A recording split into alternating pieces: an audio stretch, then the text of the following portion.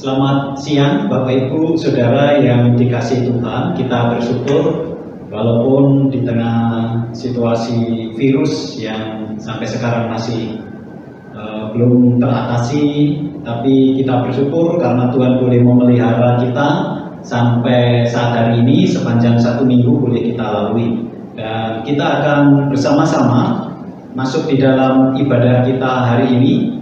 Saya mengajak Bapak Ibu Saudara untuk berdiri, kita akan mengambil saat teduh.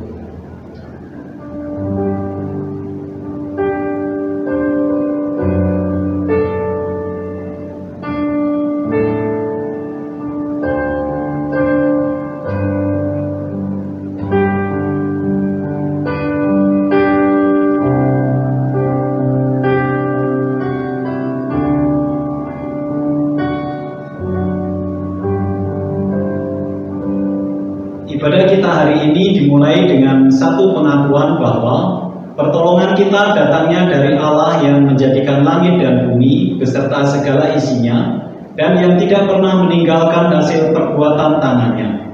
Turunlah kiranya atas kita sekalian kasih karunia dan damai sejahtera dari Allah Bapa, Putra dan Roh Kudus. Amin.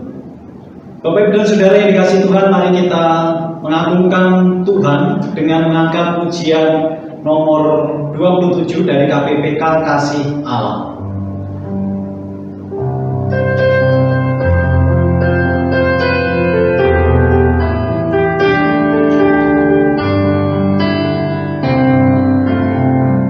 Kasih Allah amat besar yang tak dapat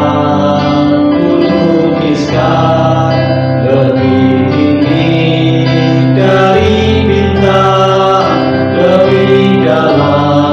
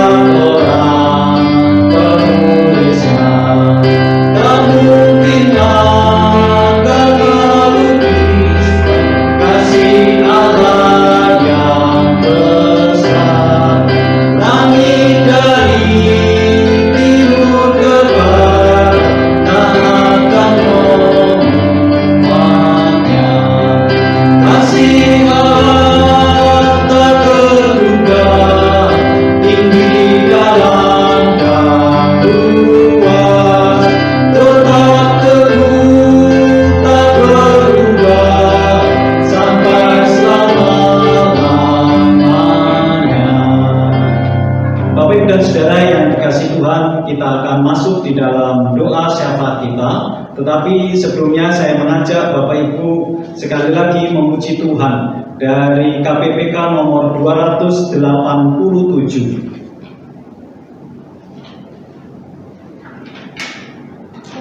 KPPK 287, indahnya saat berdoa.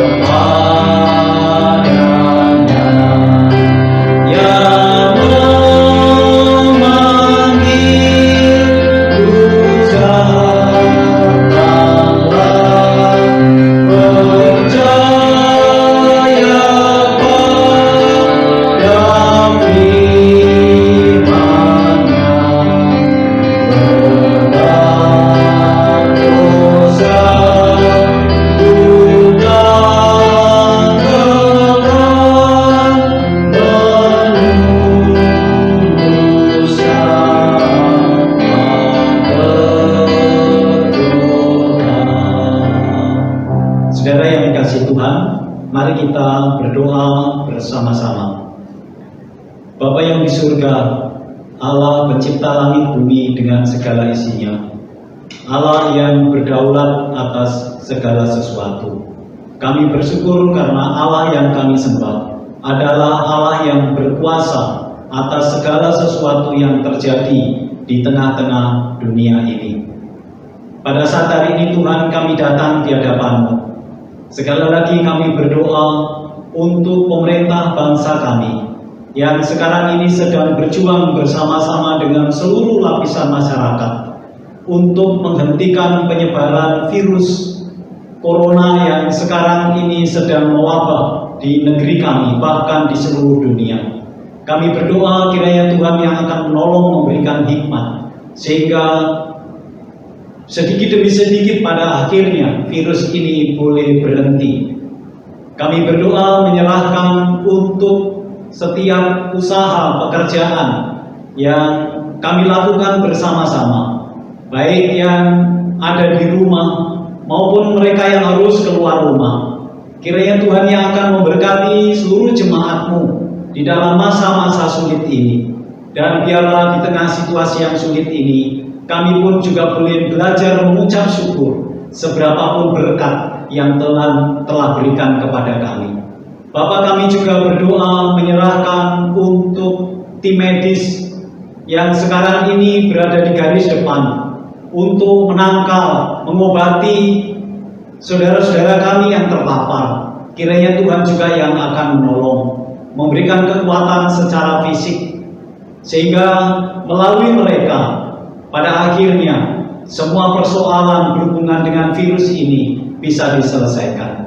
Tuhan, kami berdoa menyerahkan untuk anggota keluarga mereka masing-masing yang mungkin juga cemas dengan situasi yang ada. Kiranya Tuhan tolong berikan kekuatan kepada mereka. Terima kasih Bapa yang di surga.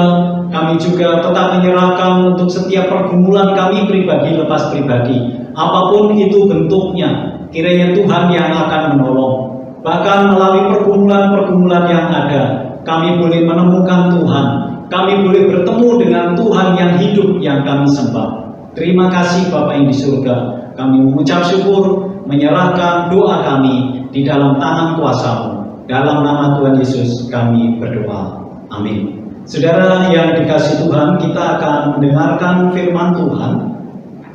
Sebelumnya mari kita mengangkat pujian dari KPPK nomor 240.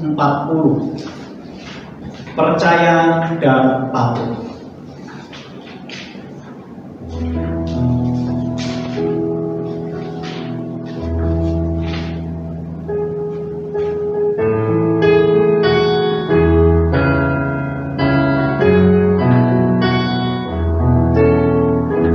Bersama Tuhanku dalam terang firman-Nya, Dia yang menyinari jalanku.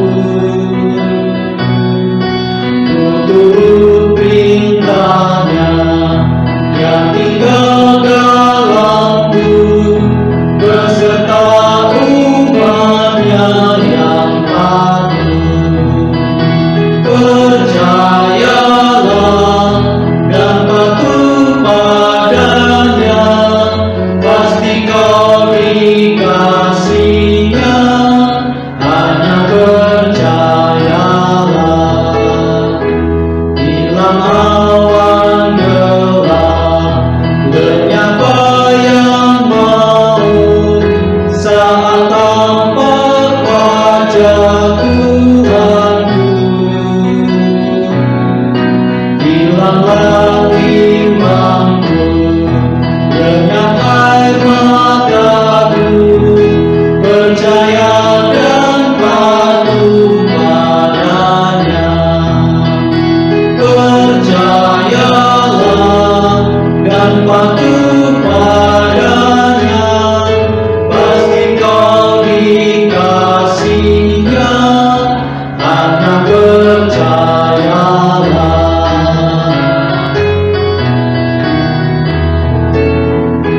Tiada beban berat, tiada kesusahan, penderitaan-Ku yang peduli. Hilanglah sedihku, lenyaplah hinaku, karena anugerah-Nya bersama. Percayalah dan patuh padanya, pasti kau dikasihinya. Hanya percayalah. Firman Tuhan akan disampaikan oleh penginjil Michael. Selamat pagi Bapak Ibu dan saudara-saudari sekalian. Saya berharap Anda sekeluarga berada dalam keadaan baik ketika mendengarkan khotbah ini. Namun sebelum lebih lanjut, saya mengajak kita untuk bersama-sama berdoa terlebih dahulu. Ya Allah pemilik kehidupan, kami datang berterima kasih kepadamu. Engkau telah memelihara dan melindungi kami sepanjang malam. Dan pagi ini kami boleh bangun dalam keadaan baik. Ya Allah pemilik hidup kami, saat ini kami akan membaca dan merenungkan firman-Mu. Tolonglah kami untuk dapat merenungkannya dengan baik, sehingga boleh menjadi suluh bagi langkah kami dalam hidup ini. Amin. Bapak, Ibu, dan saudara-saudari sekalian, dalam keadaan di tengah pandemi COVID-19 seperti ini, tidaklah mudah bagi kita untuk melakukan segala aktivitas sehari-hari, seperti bekerja dan belanja untuk memenuhi kebutuhan hidup. Karena kita perlu melakukan physical distancing atau menjaga jarak secara fisik ketika sedang berada di tempat umum, atau ketika bersosialisasi dengan orang lain di luar rumah. Tentunya kita tetap perlu mempertahankan kewaspadaan tanpa harus jatuh dalam kepanikan di tengah situasi pandemi seperti ini. Kita pun juga tetap perlu berdoa bagi para pemimpin bangsa kita, agar mereka diberikan hikmat oleh Allah di dalam mengambil setiap keputusan yang penting dalam upaya menghadapi pandemi COVID-19 ini. Kita juga tetap perlu berdoa bagi para tenaga medis yang sedang berjuang di dalam merawat para pasien COVID-19 dengan segala daya dan kemampuan mereka, meskipun adanya keterbatasan alat pelindung diri. Kita juga perlu berdoa untuk para pasien yang sedang berjuang memulihkan diri dan keluarga mereka yang mengharapkan kesembuhan dari anggota keluarga mereka. Kita turut perlu berdoa bagi mereka yang berduka karena kehilangan anggota keluarga mereka dalam kondisi pandemi ini. Serta kita juga bersyukur kepada Allah untuk orang-orang yang mengalami kesembuhan dari infeksi virus ini. Jemaat sekalian, dalam kalender gerejawi pada minggu ini kita memasuki Minggu Palma, atau peringatan akan hari di mana Yesus datang ke kota Yerusalem. Peristiwa ini menjadi penting untuk diperingati karena mengawali perenungan dan penghayatan kita akan saat-saat kesengsaraan, kematian, dan kebangkitan Yesus dalam sepekan ini. Oleh karena itu, saat ini saya mengajak Anda sekalian untuk membaca dan merenungkan peristiwa ini dari Injil Yohanes 12 ayat 12 hingga ayat 19. Yohanes 12 ayat 12 hingga ayat 19. Saya akan membacakannya. Yesus dielu-elukan di Yerusalem. Keesokan harinya, ketika orang banyak yang datang merayakan pesta mendengar bahwa Yesus sedang di tengah jalan menuju Yerusalem, mereka mengambil daun-daun palem dan pergi menyongsong dia sambil berseru-seru, "Hosana, diberkatilah dia yang datang dalam nama Tuhan, Raja Israel." Yesus menemukan seekor keledai muda, lalu ia naik ke atasnya, seperti ada tertulis, "Jangan takut, hai putri Sion. Lihatlah, Rajamu datang, duduk di atas seekor anak keledai." Mula-mula murid-murid Yesus tidak mengerti akan hal itu. Tetapi sesudah Yesus dimuliakan, teringatlah mereka bahwa nas itu mengenai dia, dan bahwa mereka telah melakukannya juga untuk dia.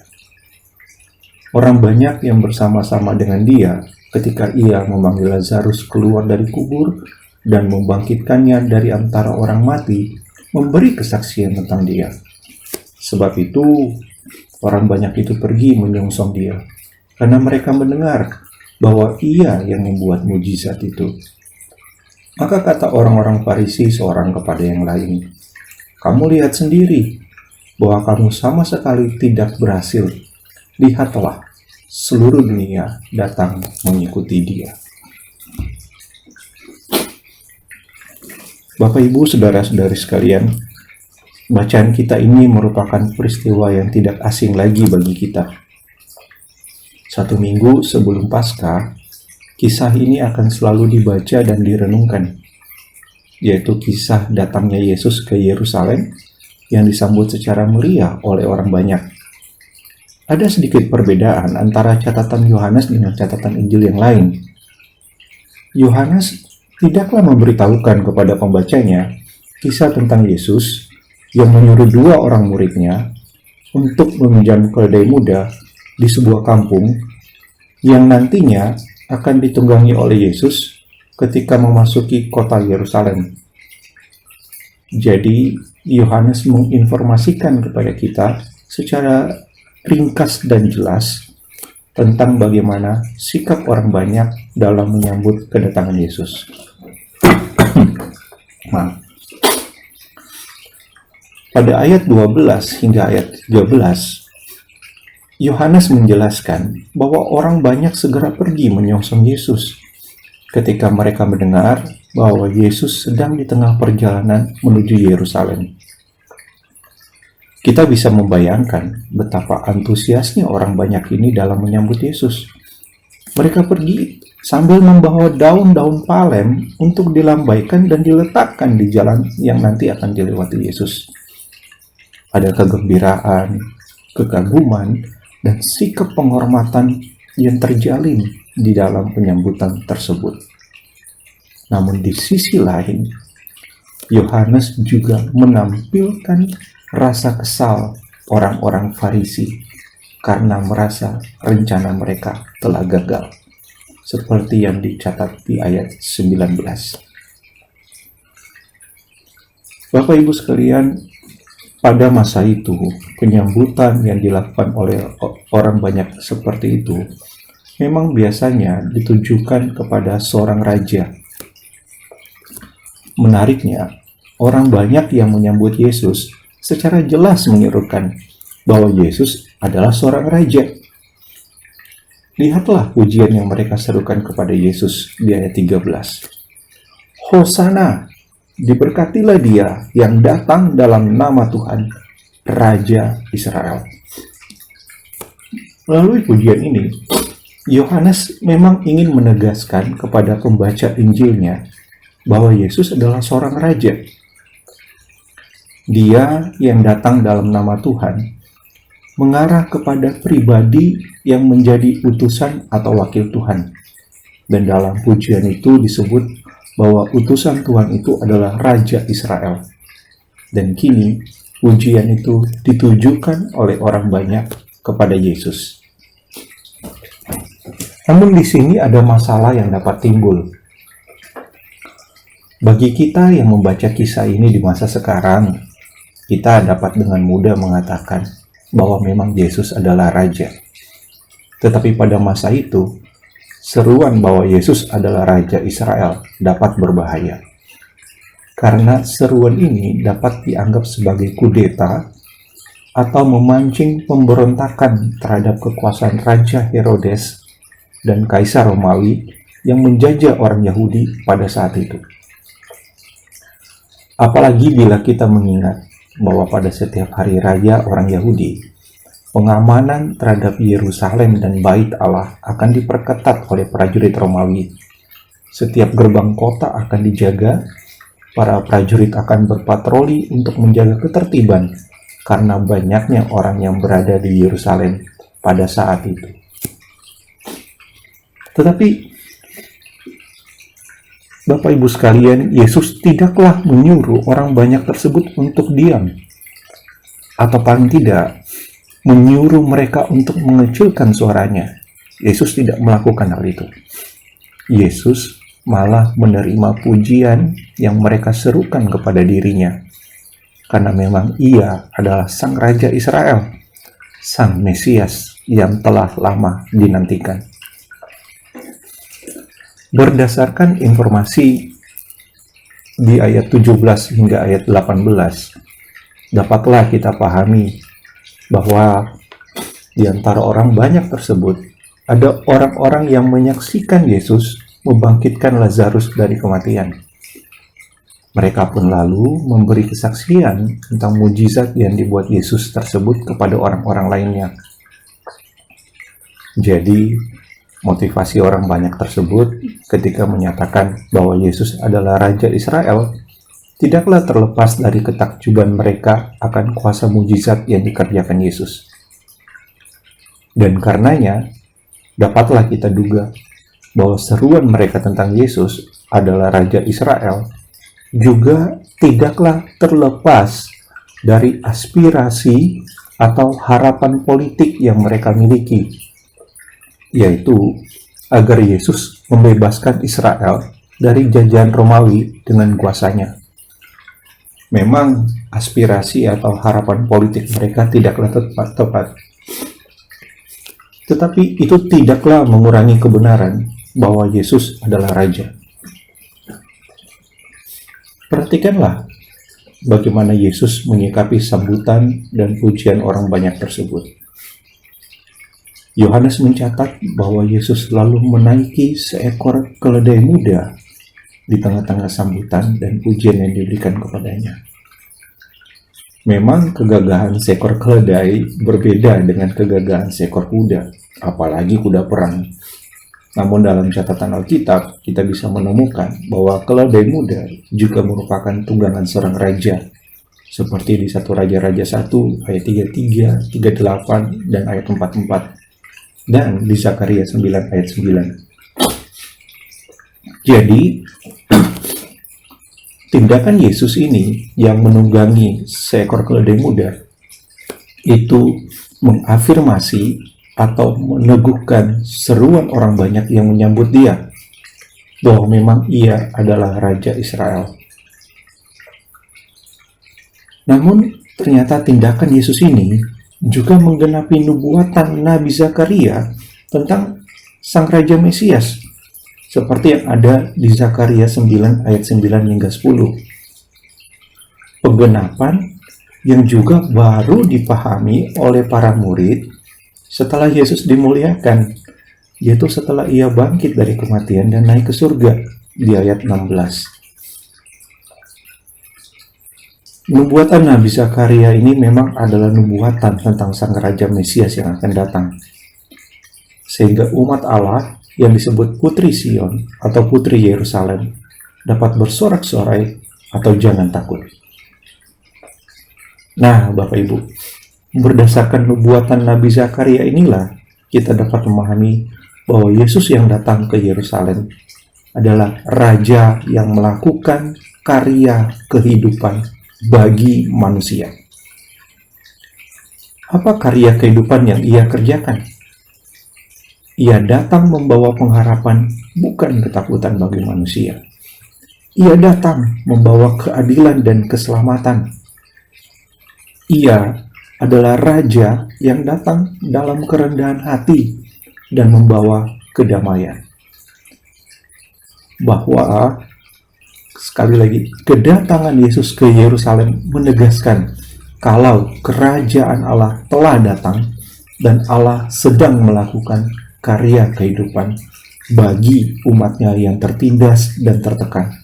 Sehingga, janganlah takut, hai Putri Sion, seperti yang tertulis di ayat 15. Jika demikian, Bapak Ibu, bahwa Yesus adalah Sang Raja Mesias yang datang melakukan karya kehidupan bagi manusia, maka apa maknanya bagi kita di dalam masa pandemi seperti ini? Saya merenungkan dua hal. Pertama, di tengah-tengah kondisi pandemi ini, rasa cemas, ketakutan begitu menekan kehidupan manusia. Kesuraman yang bertebaran seakan menghambat manusia untuk menjalani hidup dengan penuh gairah, semangat, dan harapan. Nah, catatan Yohanes ini mengingatkan kita bahwa Yesus Sang Raja Mesias telah datang melakukan karya kehidupan bagi kita manusia. Bahkan karya kehidupan yang dikerjakan Yesus terus berlanjut hingga masa kini, sebagaimana kerajaan Allah telah datang dan terus berlanjut hingga sekarang. Oleh karenanya, pengharapan dalam kehidupan kita tetap ada. Hal kedua yang saya renungkan adalah kedatangan Yesus ke Yerusalem untuk melakukan karya kehidupan bagi manusia juga merupakan teladan bagi kita yang adalah para pengikutnya. sebagaimana Kristus datang melakukan karya kehidupan bagi manusia, maka kita juga dipanggil untuk meneladani Dia dengan turut melakukan karya kehidupan bagi orang lain. Apakah karya kehidupan yang bisa kita kerjakan bagi sesama kita dalam situasi pandemi seperti ini? Saya kira kita bisa menelpon atau menghubungi saudara-saudari kita yang dalam keadaan lemah atau sendirian untuk menyapa mereka dan berbagi pokok doa dengan mereka, sehingga kita bisa saling mendoakan. Dengan demikian, kita bisa saling memperhatikan dan menguatkan dalam masa-masa sulit seperti ini. Kita juga bisa berbagi hal-hal yang dibutuhkan saat ini, seperti menyebarkan informasi yang benar atau bagaimana bersikap dengan cerdas atau bijak dalam kondisi seperti ini, dan bukannya menyebarkan hoaks. Kita pun perlu mengembangkan sikap berbela rasa atau solidaritas sosial terhadap sesama kita yang menjadi sakit karena virus ini, termasuk kepada mereka yang berada dalam status PDP, pasien dalam perawatan, dan ODP, orang dalam pengawasan, termasuk untuk keluarga mereka. Bapak Ibu, terkadang mereka dikucilkan oleh orang-orang sekitar, padahal mereka bukan virus, mereka adalah manusia. Oleh karena itu, kita bisa mendoakan kesembuhan dan pemulihan mereka dalam doa-doa kita. Sekali lagi, karena sakit yang disebabkan virus ini bukanlah aib, dan mereka yang sakit juga bisa sembuh.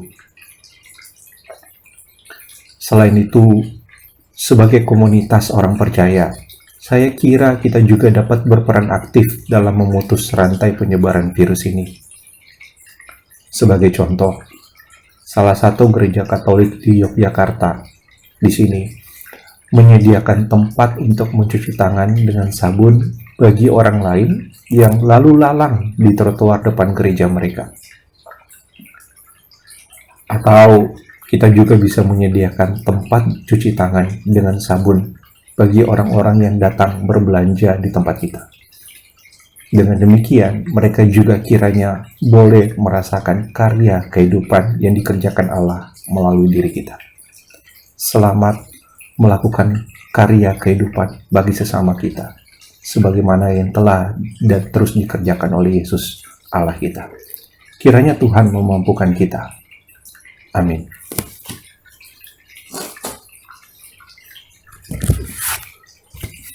Bapak Ibu sekalian, pada saat ini saya juga akan mengajak kita untuk berdoa syafaat bersama-sama.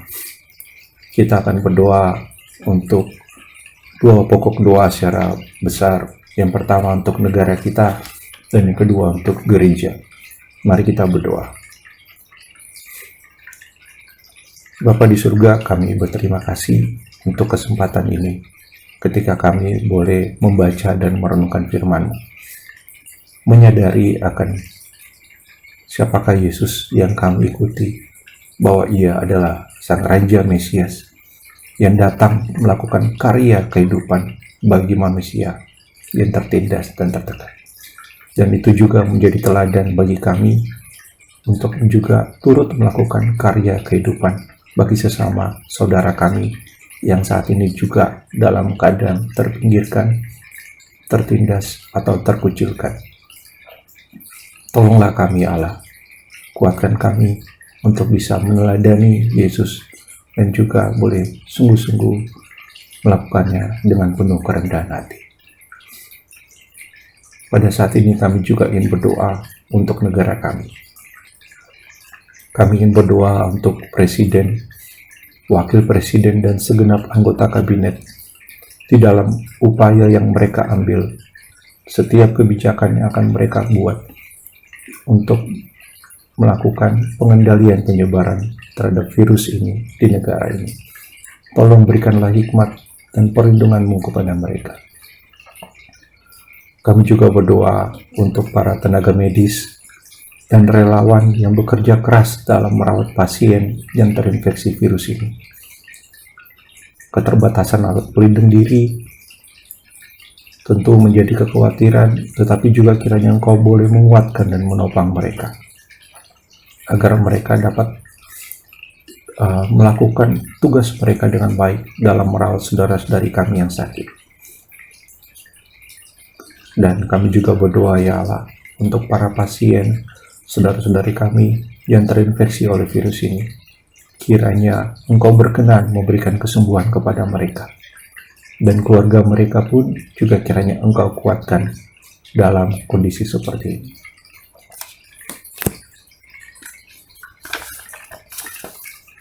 Kepadamu ya Allah, kami juga ingin berdoa bagi gereja-gereja.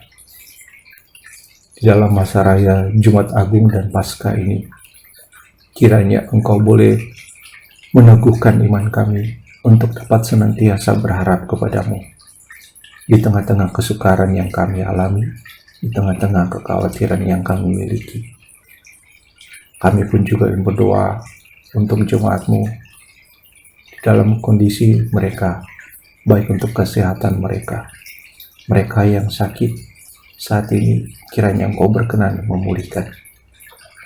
Mereka yang sedang bergumul untuk pekerjaan mereka, kiranya Engkau boleh topang dan tuntun selalu untuk selalu berharap kepadamu.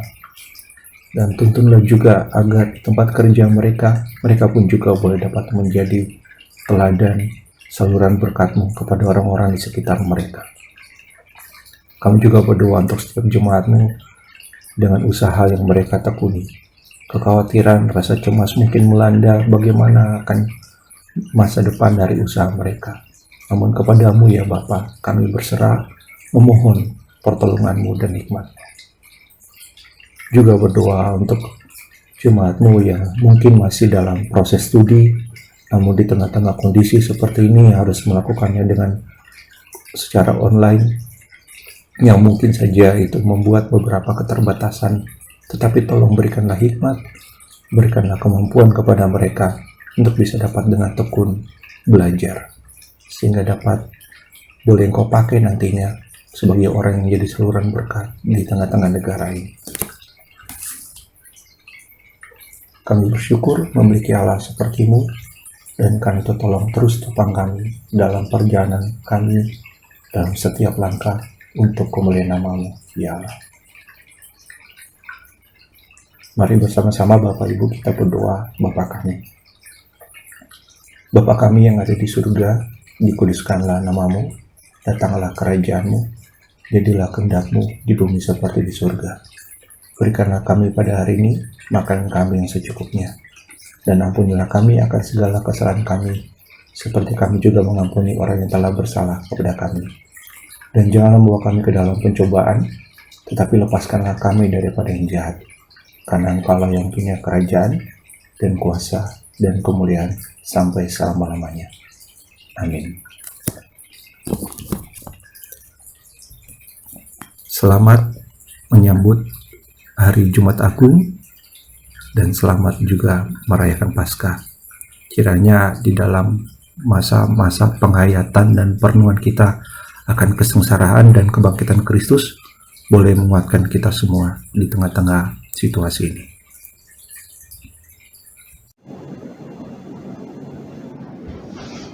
Bapak Ibu dan Saudara yang dikasihi Tuhan, kita sudah mendengarkan kebenaran firman Tuhan. Saya menyampaikan beberapa hal berhubungan dengan pelayanan kita. Saya mengajak Bapak Ibu, walaupun kita ibadah di rumah kita masing-masing, kita tetap bisa mendukung pelayanan kita dengan cara Bapak Ibu bisa mentransfer persembahan atau dikumpulkan di rumah kita masing-masing. Setelah nanti kita bisa beribadah bersama-sama, kita akan bawa dan kita persembahkan kepada Tuhan. Kita akan mengakhiri ibadah kita. Saya undang Bapak Ibu Saudara untuk berdiri, kita akan pujikan doksologi.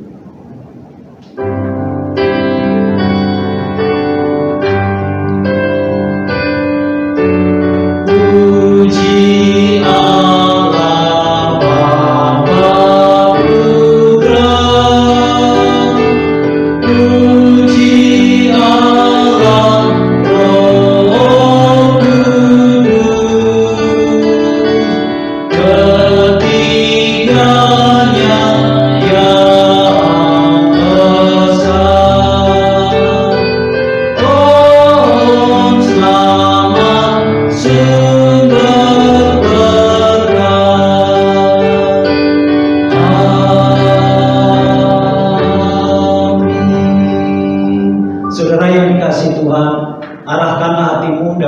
terimalah berkat Tuhan. Kasih karunia dan damai sejahtera yang datangnya dari Allah Tritunggal yang melampaui segala akal akan menyertai kehidupan kita mulai hari ini kekal selama-lamanya. Amin.